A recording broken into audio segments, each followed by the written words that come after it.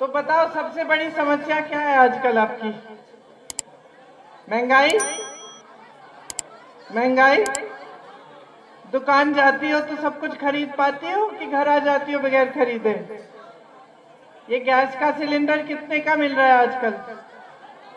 1200 का। मालूम है कि जहां कांग्रेस की सरकार है कर्नाटका में आजकल 500 का वहां मिल रहा है।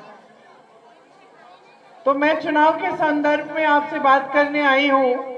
भैया थोड़ा पीछे हो जाइए ताकि वहां से देख लें। चुनाव के संदर्भ में बात करने आई हूं।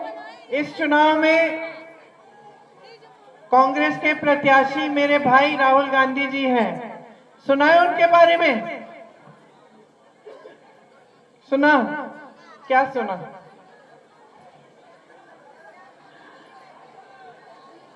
आ? माता जी को जानते हो, सोनिया जी को?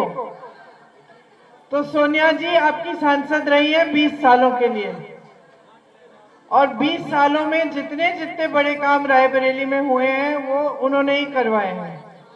चाहे बड़े उद्योग हो, रेल कोच की फैक्ट्री, एनटीपीसी हो, एम्स जैसा बड़ा अस्पताल हो, निफ्ट हो, आईटीआई तो दादी जी ने शुरू किया था। तो ये सारे बड़े बड़े उद्योग जो बड़े बड़े काम हैं उन्होंने कराए। अब इस चुनाव में मेरे भाई राहुल जी आपके सांसद हैं। राहुल जी पिछले साल 4000 किलोमीटर पैदल चले। आपने शायद टीवी पे देखा होगा। पैदल चले आपके बीच आने के लिए कि देश में जो गरीब है, जो किसान है, जो मजदूर है, जो संकट में है, उसकी बात मैं सुनूं और मैं समझूं कि क्या है ये सबसे बड़ी मुसीबतें, सबसे बड़ी समस्याएं आपकी, और किस तरह से जब हमारी सरकारें आते हैं तो हम इन समस्याओं को हल कर सकते हैं। तो ये 4 महीने तो चले लगातार, और फिर मणिपुर से लेकर मुंबई तक फिर गाड़ी से भी चले। तो एक इधर नीचे से दक्षिण से ऊपर, और दूसरा मणिपुर से लेकर मुंबई तक उन्होंने यात्रा की। और यात्रा करने के बाद जब वो वापस आए तो जो कांग्रेस के सारे बड़े बड़े नेता हैं हम सबको बिठाया और हमसे कहा, देखिए मैंने ये बातें सुनी है जनता से कि आज जनता बहुत ज्यादा परेशान है। आज जनता की सबसे बड़ी परेशानियां महंगाई और बेरोजगारी है, और इसके अलावा किसान की बहुत मुसीबतें बढ़ गई हैं, श्रमिकों की मुसीबतें बढ़ गई हैं। तो उन्होंने कहा कि हमें अब इस चुनाव में अगर हमारी सरकार बनती है तो हमें ऐसी नीतियां लानी चाहिए जिससे जनता को राहत मिले, क्योंकि 10 सालों से जो भाजपा और नरेंद्र मोदी जी की सरकार है उन्होंने एकदम पूरी तरह से जो गरीब जनता है उसको नकारा है। तो भैया ने कहा कि एक ऐसा हमें घोषणा पत्र निकालना चाहिए जो सबसे पहले ऐसी चीजें लिखी होनी चाहिए इनमें जो हम करके दिखा सकते हैं। दूसरा, जिनका कहीं ना कहीं देश में प्रमाण है कि हाँ कांग्रेस पार्टी ने कोशिश की है और ये काम किया है। और तीसरा, ऐसी चीजें होनी चाहिए जिससे गरीब जनता का लाभ हो और वो अपने पैरों पे खड़े होकर अपना विकास कर पाए। तो क्या है ये चीजें? तो मेरी बहनें, आपके लिए मैं मुख्य चीजें बताऊंगी, फिर हमारे कार्यकर्ता आपके घर आके बाकी सारी बातें भी बताएंगे, क्योंकि बहुत सारी चीजें हैं। लेकिन मुख्य तौर पर मेरी बहनों, सारे जितने भी गरीब परिवार हैं उसमें जो सबसे बड़ी बहन है, सबसे बड़ी महिला है, उसके खाते में हर महीने 8,500 रुपए पूरे कुल मिलाकर एक साल में 1 लाख रुपए बनते हैं, सरकार डालेगी।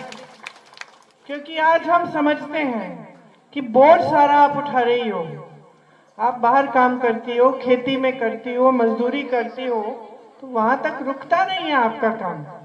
आप घर आती हो, खाना पकाना पड़ता है, सफाई करनी पड़ती है, बच्चों का देखभाल करती हो, कोई बच्चा बीमार है या कोई और परिवार में बीमार है उसकी देखभाल करती हो, 2-4 दिन दिहाड़ी नहीं आई, किसी को भूखा रहना पड़ता है तो तुम ही भूखी रहती हो, है कि नहीं?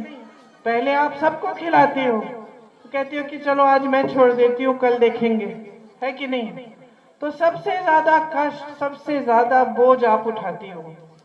लेकिन आज तक किसी सरकार ने ये नहीं पहचाना कि जो काम महिला घर पे करती है उतना ही काम होता है जितना काम अगर वो खेती में करती, उसको दिहाड़ी मिलती, मजदूरी मिलती, उतना ही काम घर आके फिर से करती है वो।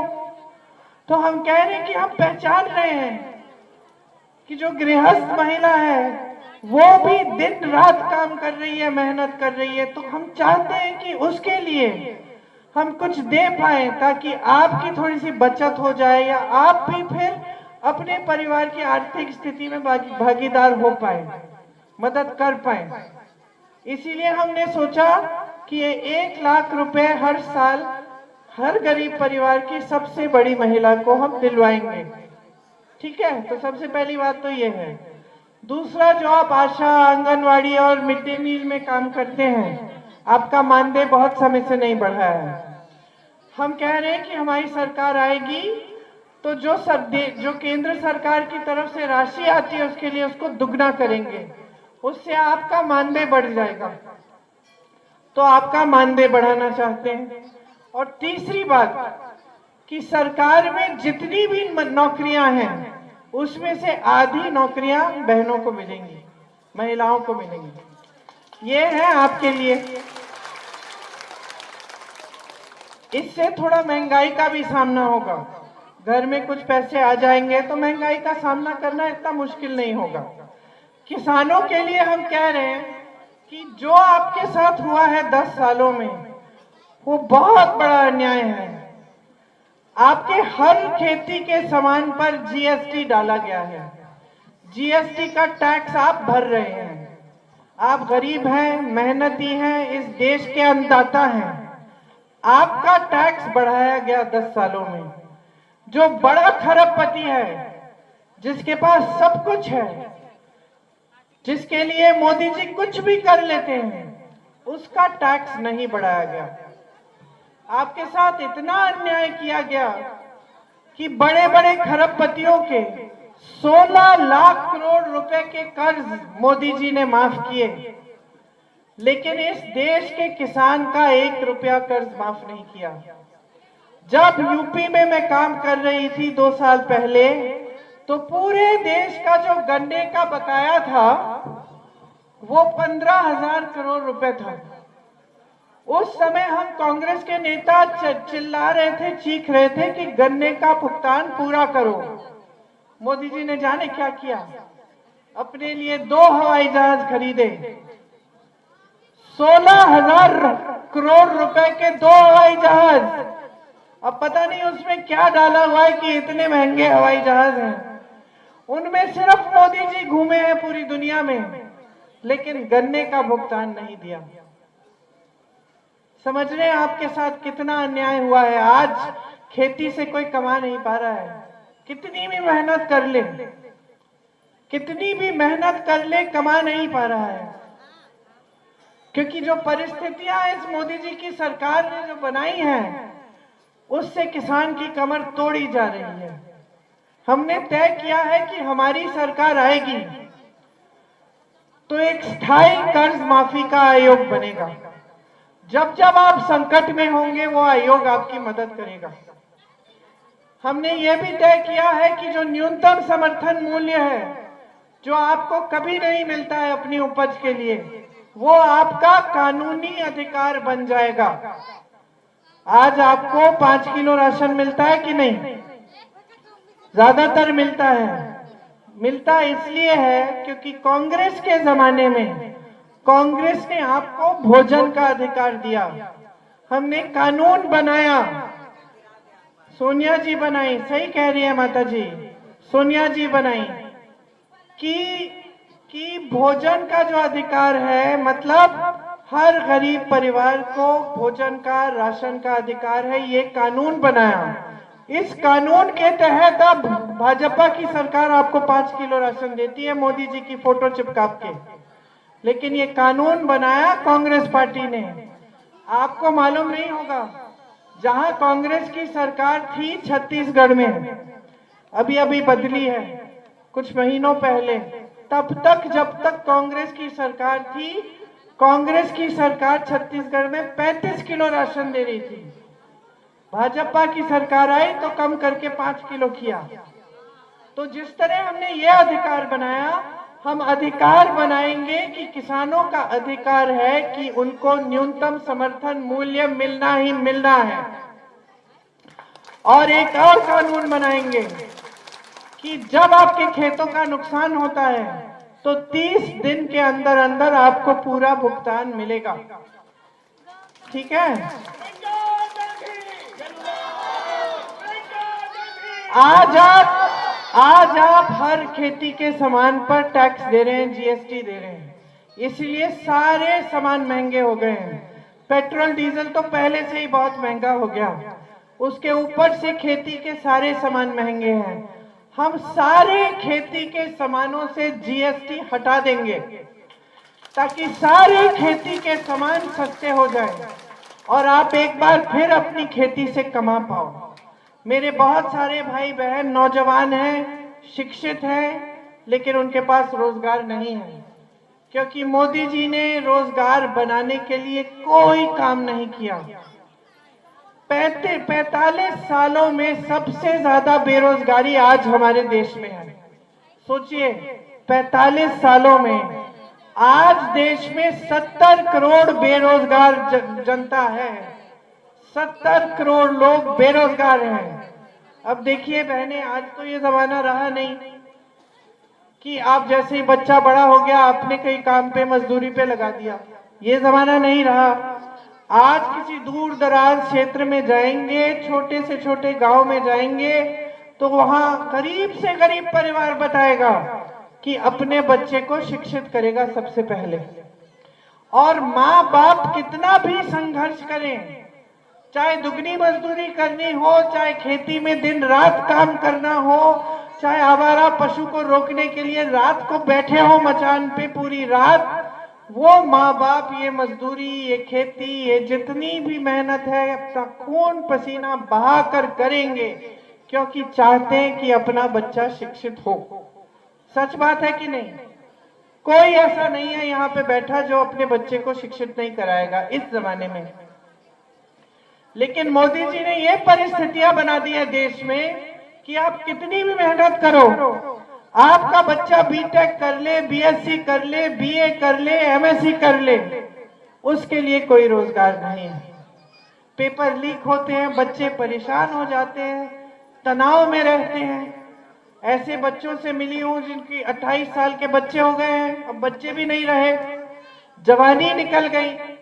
पेपर लीक होते होते वो एक तो रो के मुझे कह रहा था कि दीदी हम क्या करें, हमने इतने साल गवा दिए, शादी भी नहीं हो पाई, जवानी भी चली गई, और अब हम सोचते कि 6 साल हमने इंतजार में लगा लिए हैं, गवा दिए हैं, क्या करें? दूसरी नौकरी लेने जाएंगे, यहां से नियुक्ति आ जाए तो क्या करेंगे? तो हम ठहर ही लेते हैं। और तो इस तरह से लोगों का जीवन बर्बाद कर दिया है।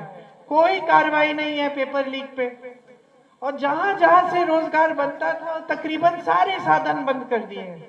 बड़ी बड़ी सरकारी कंपनियां होती थी, सब कहते थे सरकारी नौकरी चाहिए, स्थायी रोजगार है, पेंशन मिलेगा।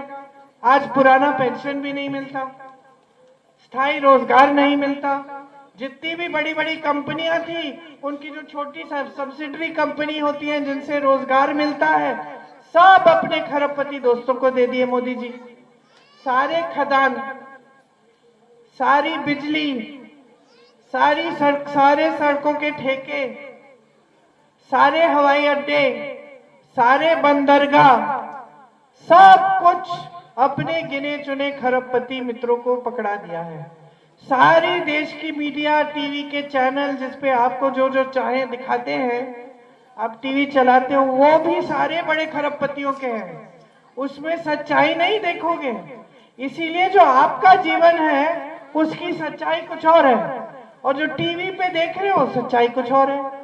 आप टीवी पे देख रहे हो कि देश आगे बढ़ा चले जा रहा है, बड़े बड़े काम हो रहे हैं देश में, बड़े बड़े राष्ट्रपति प्रधानमंत्री जी आ रहे हैं, मोदी जी उद्घाटन पे उद्घाटन कर रहे हैं। भाई कहाँ है ये चीजें? आपके जीवन में नहीं है तो किसके लिए हो रहा है ये सब? बड़े सेठों के लिए। आपके जीवन में तो कोई तरक्की नहीं दिख रही। महंगाई बढ़ गई है, बेरोजगारी बढ़ गई है। जो मैं कह रही थी कि जहां से रोजगार आना था खेती से मिलता था, खेती खत्म कर दें। बड़े बड़े सरकारी कंपनियों से आते थे रोजगार, वो अपने खरबपति दोस्तों को दे दिए। छोटे कारोबार से आते थे, जो यहाँ शहरों में गांव में किसी ने अपना बिजनेस शुरू कर लिया, अब लोग बिजनेस शुरू करने से कतराते हैं, डरते हैं। नोटबंदी लाए, जीएसटी लाए, इतनी महंगाई हो गई है, हर चीज में कमाना मुश्किल, तो रोजगार बने नहीं। तो अब बताइए, जब ये भाजपा के नेता आपके सामने आते हैं वोट लेने के लिए, तो क्या कहते हैं? मैं जानती हूं यहाँ के नेता क्या कहते हैं। यहाँ के तो धमकाते हैं। इनका और कोई काम नहीं है, लोगों की जमीन हड़पो, लोगों को धमकाओ, लोगों को डराओ। एक काम गिना दें, एक काम गिना दें जो इन्होंने करवाया है जनता के लिए। यहाँ के जो भाजपा के प्रत्याशी हैं, एक काम गिना दें। कुछ नहीं कराया है, बस डराना धमकाना, ये जमीन लो वो जमीन लो। इनके सारे परिवार के सदस्य घूम के आपको प्रताड़ित करते हैं। ठीक है, मुकदमे लिखाते हैं। इसके अलावा भाजपा ने जो देश में सरकार बनाई है, इन्होंने क्या किया है? जब ये नेता आते हैं, सबसे बड़ा नेता देश का, आज गृह मंत्री जी घूम रहे हैं और प्रधानमंत्री जी जरूर आएंगे, आते हैं चुनाव प्रचार के लिए। क्या बात करते हैं? आपको ये बात बताते हैं कि भाई हमने इतने रोजगार दिए, हमने इतना विकास किया, इसके आधार पर हमें फिर से चुनो। मेरे पिताजी प्रधानमंत्री थे, हमें भेजते थे प्रचार के लिए अमेठी में, हमें बता के भेजते थे कि बेटा बता देना जनता को कि क्या क्या किया है और क्या करना चाहते हैं। कि हमने BHEL खुलवाया, HAL खुलवाया, वहाँ पे जो हवाई अड्डा है वो खुलवाया, ITI design institute, Sanjay Gandhi अस्पताल, यहाँ पे एम्स का अस्पताल, ये सब बनाया। और जनता को बता दो कि आने वाले दिनों में हम यहाँ पे मिंट पार्क बनाना चाहते हैं, ये वो ये सब बातें बताते थे। ये लोग ऐसी कोई बात नहीं करते। ये आपके बीच आते हैं, सबसे पहले तो धर्म की बात, बहनों के घर में जाते हैं, वहां अमेठी में दुरदुरिया करने, दुरदुरिया करके बोलते हैं भगवान का नाम लो और भगवान का नाम लेके शपथ लो, वचन दो कि भाजपा को वोट दोगे। बताइए, करते हैं। अब भगवान क्यों बताएंगे आपको कि भाजपा को वोट दे? भाजपा ने क्या किया आपके लिए? ये आपको फुसलाने और गुमराह करने का तरीका है। सच्चा नेता होता है ना, वो भगवान के नाम लेकर आपको गुमराह नहीं करता, वो भगवान से प्रार्थना करता है, भगवान की सीख समझता है, अपने जीवन में उसको लाता है। और भगवान ने, गुरुओं ने, संतों ने क्या सिखाया? माताओं आप बताओ, बच्चों को हम क्या सिखाते हैं? सच बोलो, सच बोलो, सच्चे दिल से सेवा करो, यही सिखाता है धर्म। यही हमारी कांग्रेस पार्टी की परंपरा रही है। तो अगर एक सच्चा नेता है तो अपना धर्म निभाएगा, सेवा करेगा, देश जनता के लिए समर्पित रहेगा, और जब आपके सामने आएगा तो अपने काम के आधार पर वोट मांगेगा। तो जब काम किया ही नहीं तभी तो ये बातें उठती हैं। अब आजकल मोदी जी के भाषण सुनिए, वो कह रहे सावधान रहो, कांग्रेस पार्टी के नेता तुम्हारे घर के अंदर आ जाएंगे, तुम्हारी भैंस चुरा लेंगे। बताइए। और दूसरी तरफ सावधान रहो बहने, तुम्हारे गहने ले जाएंगे, एक्सरा की मशीन लाएंगे और घरों के अंदर घुस के तुम्हारे मंगलसूत्र, तुम्हारे गहने चुरा लेंगे। बताइए, ऐसी मशीन होती भी है कि मंगलसूत्र निकाल के दिखाती है? ये देश के प्रधानमंत्री कह रहे हैं, इनके पास कुछ बचा ही नहीं रहा कहने का। जनता हंस रही है। 55 सालों से इस देश में जब से आजाद हुआ, 55 सालों से कांग्रेस के नेता रहे, कांग्रेस की सरकारें रही। कोई आया आपके घर में भैंस चुराने के लिए? किसी ने आपके मंगलसूत्र पे आंच आने दी? आपकी सांसद इंदिरा जी ने अपने गहने दे दिए देश को जब जंग थी। और मेरी माता जी जो भी आपकी सांसद हैं अभी तक, उनका तो मंगलसूत्र कुर्बान हुआ इस देश के लिए, उनके पति शहीद हुए। और आज ये लोग झूठ बोलने के लिए कुछ भी कर लेंगे। इंदिरा जी जैसी शहीद को देशद्रोही कहते हैं, राजीव जी जैसे शहीद को देशद्रोही कहते हैं।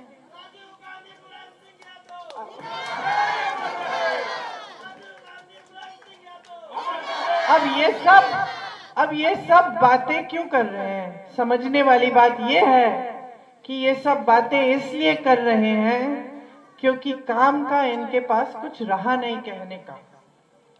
एक बार मैं चुनौती देती हूं प्रधानमंत्री से लेकर गृह मंत्री, सारे मंत्री, सारे प्रत्याशियों को, जनता के सामने आकर बता दें कि 10 सालों में आम जनता के लिए, गरीब के लिए, किसान के लिए क्या किया। कोविशील्ड दिया और कोविशील्ड बनाने वाले से चंदा लिया। सबको टीका लगा था, सबको टीका लगा, मुझे भी लगा।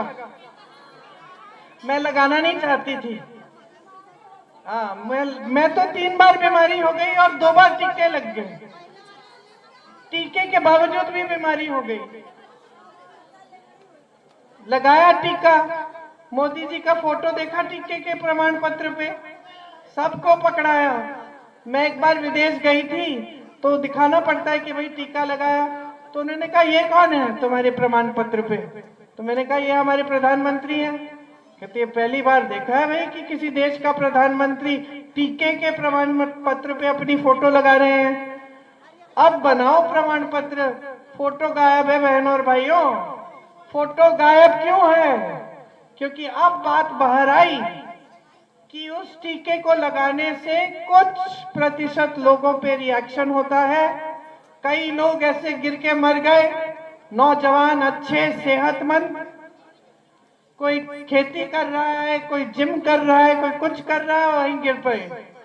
और आज विदेश में किसी ने केस डाला तो ये बात निकली कि हाँ ऐसा हो सकता है।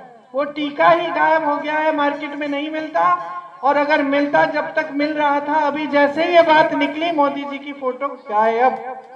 अब नहीं चाहते अपनी फोटो टीके पे। और सुन लीजिए, पूरी जितनी भी टीके बनाए इस देश के लिए और दुनिया के लिए एक कंपनी ने बनाए, और उस कंपनी से मोदी जी की पार्टी भाजपा ने और मोदी जी ने 52 करोड़ रुपए चंदा लिया। याद है पुल गिर गया था गुजरात में, टीवी पे देखा होगा। गुजरात में कुछ समय पहले एक बड़ा पुल गिर गया, बहुत लोग बह गए पानी में, सैकड़ों लोग मर गए बह के। याद है? दीदी ने देखा, बहन ने देखा। उस कंपनी से चंदा लिया इन्होंने ऐसे ऐसे लोगों से चंदा लिया जिन पे छापे मारे थे। इन्होंने छापा मारा, चंदा लिया, छापा बंद, केस लगाया, चंदा लिया, केस ठंडे बस्ते में। मतलब जो वसूली का काम यहाँ पे भाजपा के प्रत्याशी करते हैं, वो वसूली का काम केंद्र में मोदी जी की सरकार कर रही थी। आज दुनिया की सबसे अमीर राजनीतिक दल दुनिया का कौन सा है, कोई बताएगा? भारतीय जनता पार्टी। देखो 70 सालों में से 55 साल कांग्रेस सत्ता में रही। हम लोगों को भ्रष्ट कहते हैं। 55 सालों में कांग्रेस पार्टी दुनिया की सबसे अमीर पार्टी नहीं बन पाई। 10 सालों में भाजपा दुनिया की सबसे अमीर पार्टी बन गई। वो कहते थे कि हम काला धन लेके आपको वापस देंगे, आपके अकाउंट में डालेंगे, आपके खातों में 15 लाख आएंगे। मुझे लगता है सारा काला धन लेके अपनी पार्टी में डाल दिए। 60,000 करोड़ रुपए इन्होंने खर्चे हैं सिर्फ अपने राजनीतिक दल पे। आपका गन्ना का बकाया नहीं देते, आपके कर्ज माफ नहीं करते। जब कांग्रेस पार्टी कहती है कि हम करेंगे, कहते कि ये लोग झूठ बोल रहे हैं, अर्थव्यवस्था में पैसे नहीं है। अगर पैसे नहीं है तो अपने बड़े बड़े खरबपति मित्रों को क्यों दे रहे हो सारी देश की संपत्ति, क्यों कर रहे हो उनके कर्ज माफ? और अगर पैसे नहीं है तो जहां जहां कांग्रेस की सरकार है वहां ये स्कीम लागू कैसे कर रहे हैं हम? कर्नाटका में हमारी सरकार है, बहनें मालूम है, आज के दिन बहनों के खाते में 2,000 रुपए आ रहे हर महीने। आपके यहाँ नहीं आ रहे क्योंकि ये तो यहाँ पे आपकी भाजपा की प्रदेश सरकार है। कर्नाटका में कांग्रेस की सरकार डाल रही है। कर्नाटका में सारी बहनें बस की यात्रा मुफ्त कर रही हैं, तीर्थ यात्रा जा रही हैं, रिश्तेदारों से मिलने जा रही हैं, मायके जा रही है, एक पैसा नहीं देना पड़ता। खुश है सारी, मुझे देख के गले लगाती हैं।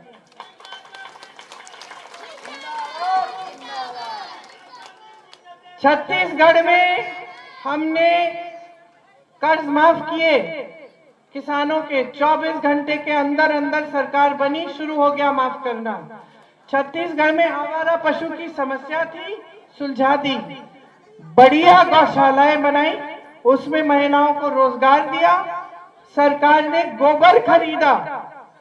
जब सरकार ने कहा हम गोबर खरीदेंगे तो लोगों ने जानवरों को रखना शुरू किया क्योंकि आमदनी आ रही थी। गौशालाएं मजबूत की, उसमें भी जानवर रखे, जो वहां पे महिलाओं को रोजगार दिया ताकि दूध में से खोया मिठाई बन सके और दूध गांव में पहुंच सके। गोबर खरीद के गोबर गैस बनाया ताकि आपके घरों में गोबर गैस आए। समस्या सुलझा दी। ये समस्या जिससे आप जूझ रहे हैं 6-7 सालों से कि पशु आ रहा है रात को आपके खेत चल रहा है, खत्म। सरकार की नीयत ठीक होनी चाहिए बहनों और भाइयों, और नीतियां ठीक होनी चाहिए। नीतियां अगर सब बड़े खरबपतियों के लिए बने और गरीबों के लिए नहीं बने तो ये लोकतंत्र नहीं है, तानाशाही है।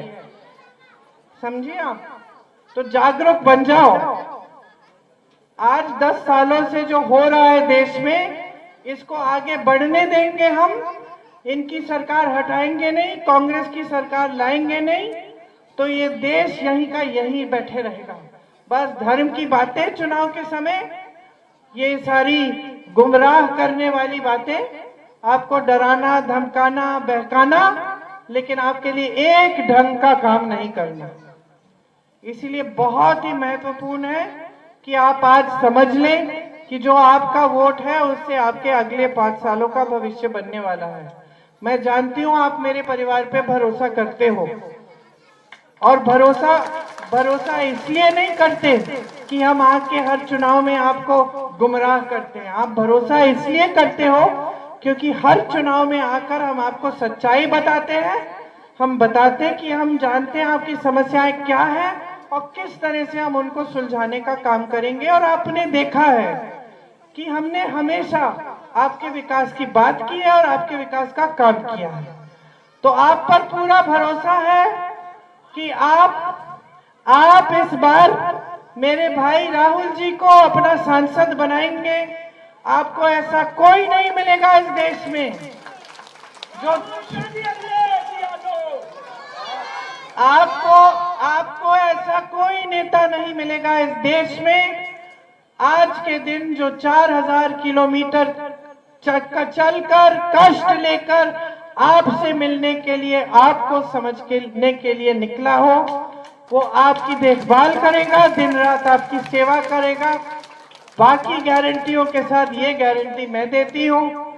आपको बहुत बहुत धन्यवाद। मैंने आपको कष्ट दिया, गर्मी है, घर पे भी काम होगा। आप मेरी बातों को मत भूलना। 20 तारीख को वोट डालने का समय होगा, मेरी बातों को याद करना। धन्यवाद। जय हिंद।